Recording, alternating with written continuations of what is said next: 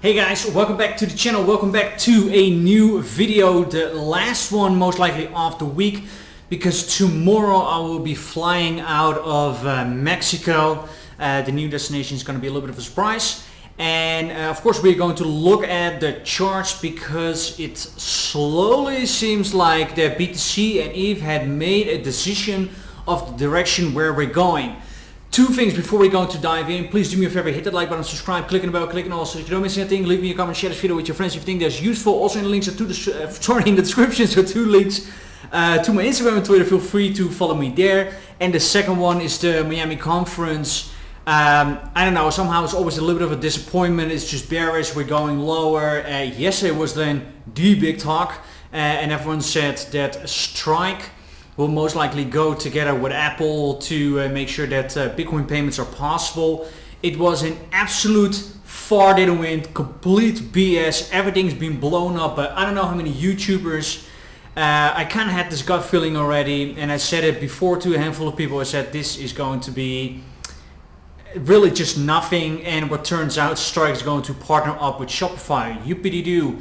A lot of people say, well, but they're also going to do payments for merger shops and everything. Yeah, that's only when you use then the Cash App, and it's only when people really want to use their Bitcoin or other crypto. So I think it's not really a gigantic leap forward as what some people are claiming, that everything's going to be different, because not overnight stuff will be changed. This whole implementing of crypto payments into our regular daily life will still take many years. And yes, these are steps are necessary, and some of the steps will be wiped out in a year, 2 years, 5 years from now, because other solutions will be better, more efficient and more effective. That's just how it goes when technology or an asset class is developing. But I think we should not make it any more bigger than it is, and I feel like the whole Miami conference, Bitcoin conference, is one big good news show, but I think it is just a drop on a hot plate, so would not really suddenly be a huge push forward, a huge drive into the good direction for crypto in our society just by one conference. So I just want to temper a little bit the expectations. Trust me, in 1-2 weeks everyone already forgot what's being said there. Life then just continues, and the real technology, the real implications, that will be shown much further along the road. 6, 12 months, 3, 4, 5 years. That will take much longer. All right, cool. Now let's dive into the charts, because today is a important day. We are first going to start off with the 4-hourly. We're going to do the market cipher indicators today. As you can see, we have been trading here in this range. Yesterday was a very sideways action range. It was quite small. Let me check. That was approximately 2.5%. Usually I talk about volatility on average about 4 or 5%, and I checked the data again, and I saw in the last 30 days the volatility is going down. In the last 60 days the volatility is also going down, measured on a very long average. Maybe in the next video I will show you a little bit about that kind of data. So we could say that in the last few months, although it does not feel like it, but the volatility overall is getting a little bit less, and I think now we on average of approximately 3%, 3.5% a day. Alright, cool. What I want to show you is that we are here on the 4-hourly. Look at the money flow. Money flow going down. We're printing a red dot. If this is being confirmed, and that will take another 2 hours, as you can see here, before that is clear, then we might see a little bit of action down. If that happens, then so far the bottom was here, and here we touched it again. Then actually I think we will make a lower low, and maybe we will make a higher low here on a momentum wave.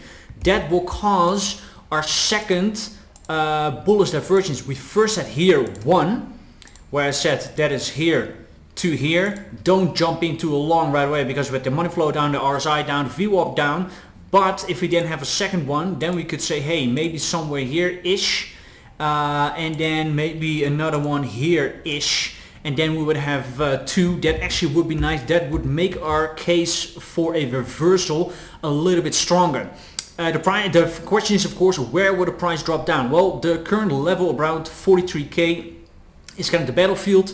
Then I'm looking out for 42-ish, and then it will be approximately 40k, 39 to 40k. I would not mind if we kind of make a wick and then going higher, and then that would kind of shake out in the factor of time. Then we also had a nice period of sideways consolidation, a little bit going down, so that's then a week or two, and that was then after a also week or two of a pump, and then maybe we will have a 3, 4, 5 week pump. That actually would be very nice. Who knows, then we could attack within 4 weeks the 56k level, because that was our ultimate target from the breakout. Right now, of course, we first need to see how this will play out, if we're going lower here or not. So far, RSI down, VWAP down, money flow down, and maybe the momentum wave is curving back down again. On the hourly, let's quickly check that out. You could see here the volume node that we have kind of bounced off a few times and fought with it up and down, up and down, up and down. Like I said, the trading range was not so super high. Do say that the money flow on the hourly is slowly coming up. This is going to be interesting to see if we can do something like this and going higher, or if this is going to go much lower if the 4 hourly is also breaking down. So far this is grinding lower. It is Friday night, Asia is closed, Europe is closed. Maybe we get a sudden wick, but so far the painful slow grind is not happening, so that looks good.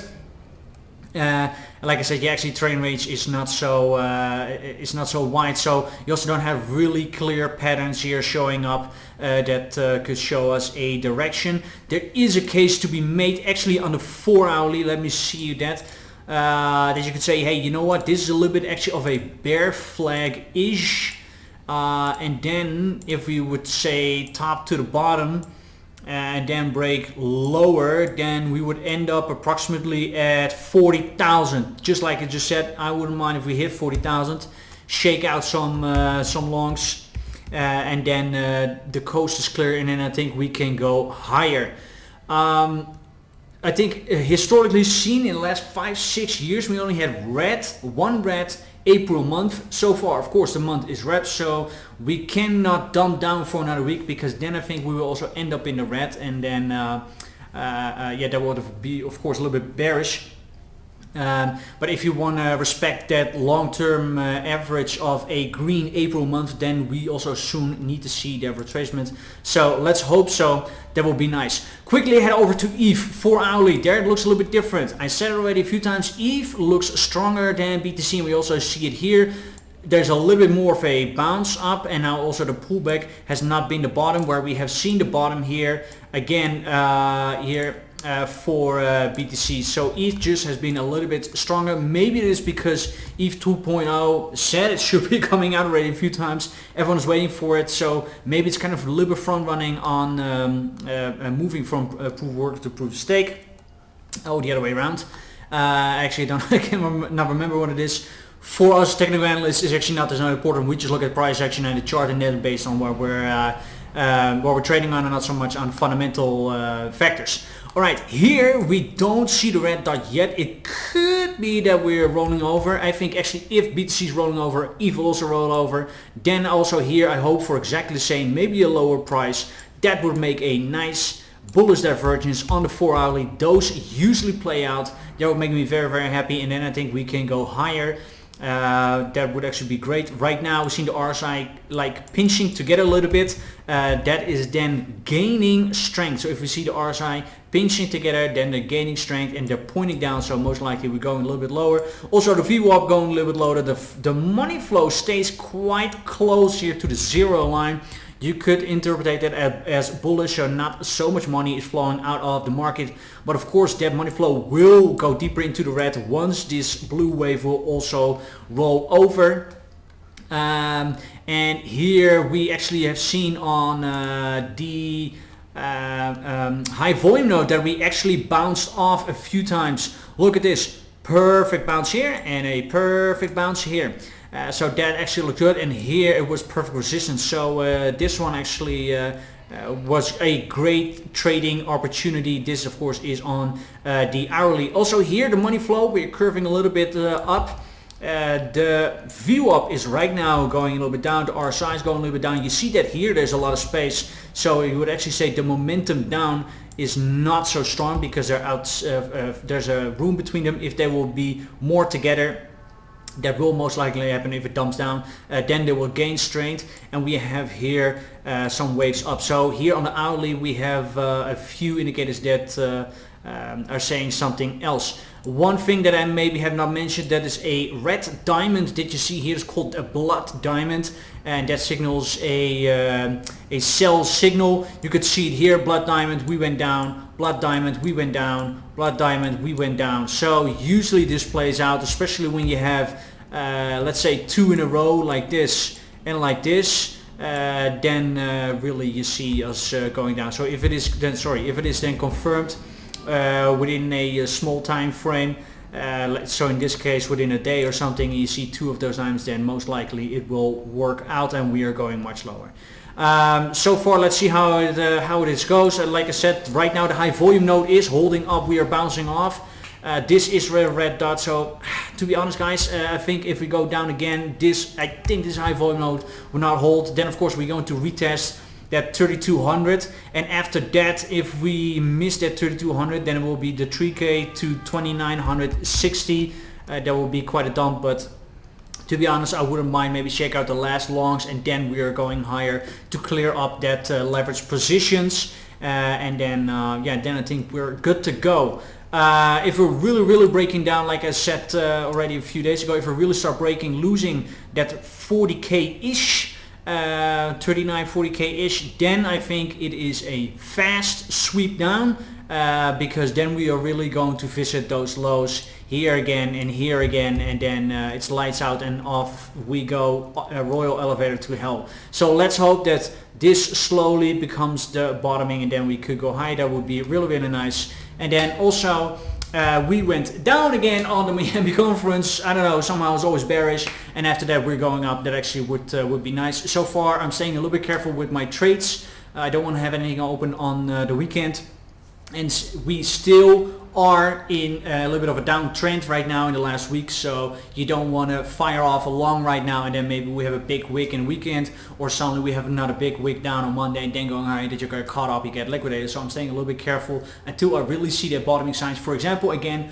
a bullish divergence, maybe a double bottom, or maybe the money flow up, or everything really pointing up, like the RSI, the VWAP, the money flow, etc, etc, etc. And then I will be more tempting to put in a longer and a bigger long position on a higher leverage, but right now that's just still a little bit unclear. Alright guys, that will be it for today. If you like this kind of videos, please do me a favor, hit that like button, subscribe, click on the bell, click on also so you don't miss anything. Leave me a comment, share this video with your friends if you think that's useful. Also in the description is 2 links to find to my Instagram and Twitter. I'm getting better and better in this, to do this faster and faster. Thank you guys so much for watching. See you in the next one. Bye bye.